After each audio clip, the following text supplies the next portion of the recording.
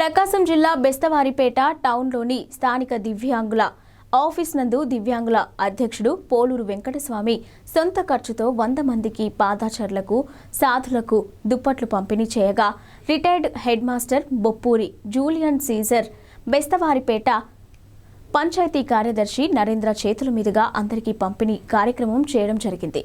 ఈ సందర్భంగా బొప్పూరి Julian Caesar మాట్లాడుతూ వెంకటస్వామి మంచి మనసుతో సాధులకు దుప్పట్లు పంపిణీ నిర్ణయం మంచి ఆలోచన అని ఈ చలికాలంలో పాదచారులకు ఎంతో అవసరమని పేర్కొన్నారు। ఇక ఈ కార్యక్రమంలో Poluru Venkataswamy panchayat secretary Narendra Julian Caesar తదితరులు పాల్గొన్నారు। పేదలకైతేమి వికలాంగులకైతేమి వృద్ధులకైతేమి వితంతులకైతేమి ప్రతి సంవత్సరం కూడా నాకు వచ్చినటువంటి పెన్షన్లో నేను ఒక దివ్యాంగుని ఈ యొక్క కార్యక్రమాన్ని చేస్తూ ఉన్నాను। నేను పేదలకైతేమి వికలాంగులకైతేమి వృద్ధులకైతేమి వితంతులకైతేమి ప్రతి సంవత్సరం కూడా నాకు వచ్చినటువంటి పెన్షన్లో నేను ఒక దివ్యాంగుని